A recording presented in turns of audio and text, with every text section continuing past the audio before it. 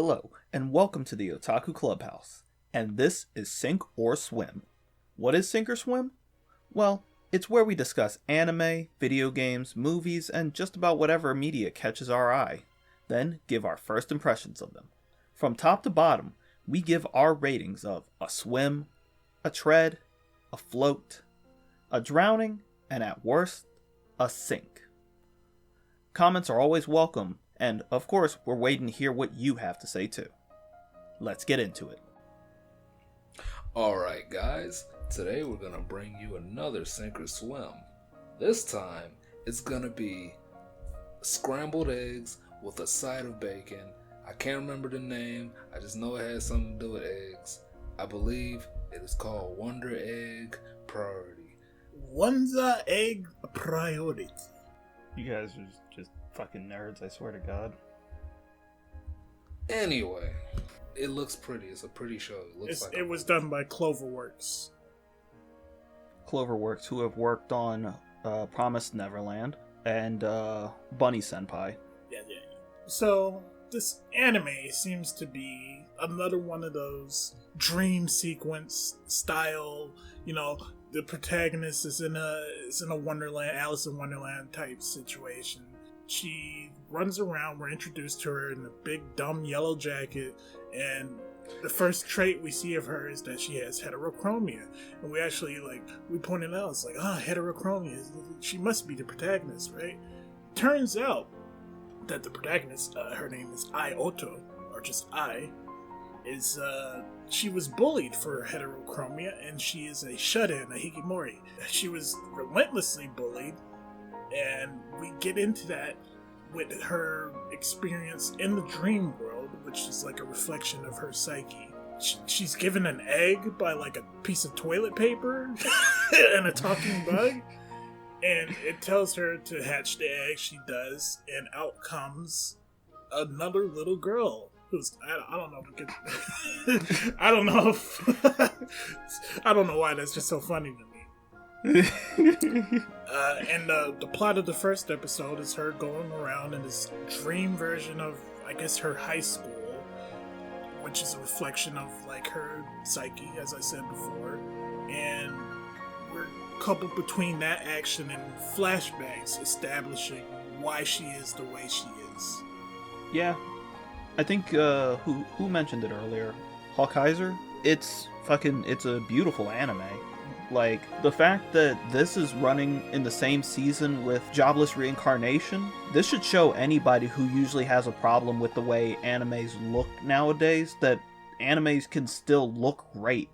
There's a little bit of CG here and there in Wonder Egg Priority, but it's ignorable because the art style for it makes it look really good, even with the CG. Yeah, and the CG is used for, creepy stuff anyways, so I think that plays into it more, and it bounces off of it well. Yeah, and much like you said, the plot of it's kind of like a dream sequence type anime, kind of similar to... You ever seen the movie Paprika? Yeah, it feels very Satoshi Kon, in the sense that it's very abstract in a lot of the delivery of stuff, but it also reminds me a bit of Madoka, with a lot of the monster designs.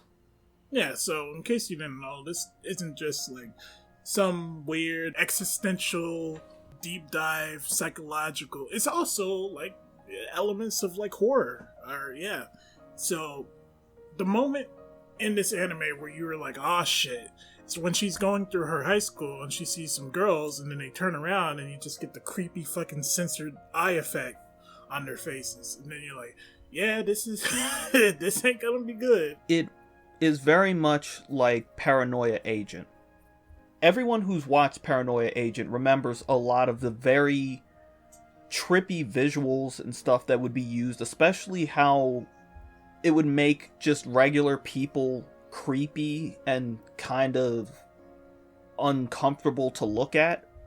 That's done in this too.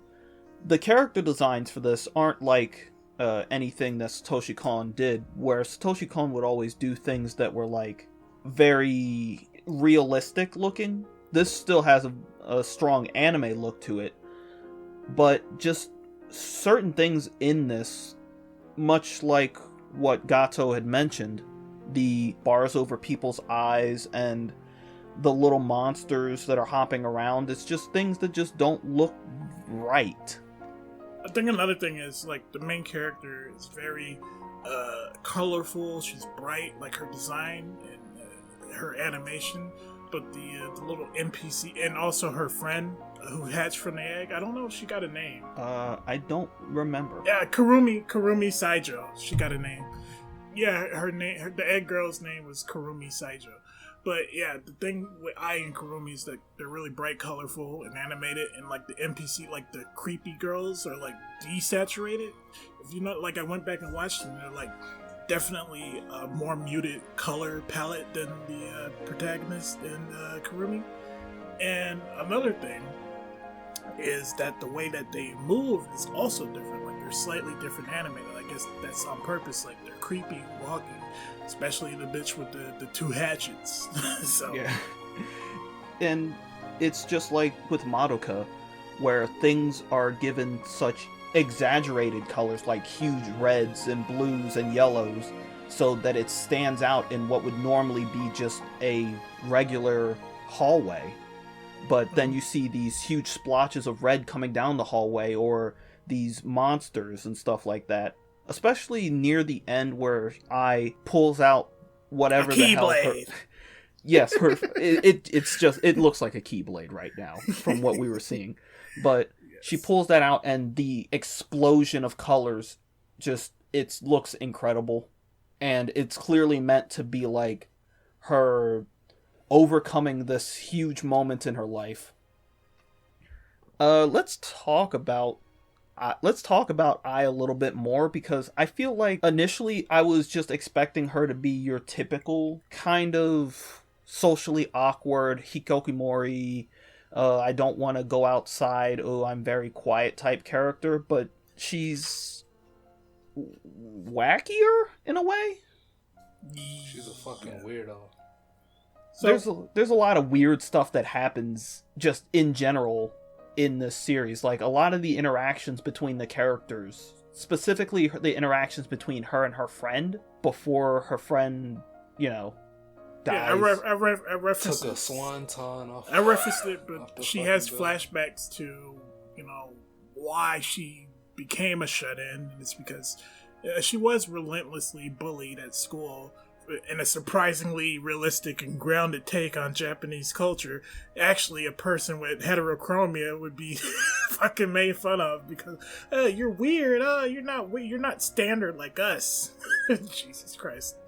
But she get bullied, and then this new girl shows up, who I assume also is used to being bullied, and she wants to become instant best friends. The new girl's name is Koito Nagase. Yes. And, they hit it off. There's a weird, poorly disguised writer's fetish where Koito comes over to Ai's house and she fucking starts sniffing her feet or some shit. It's kind of weird, but... It's a little weird. Yeah, and then something drove her to kill herself. She was also bullied, but we don't get the reveal on what actually caused her to, as Hawkeiser so eloquently put it, take a swanton off the roof without anybody to catch her. So I did a little bit of the mystery and the hook in the series to get you going to the next episode is...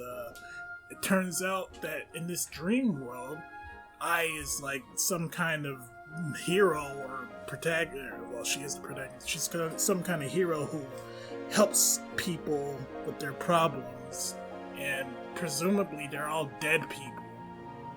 We don't know how that works exactly. It's a little bit of a mystery.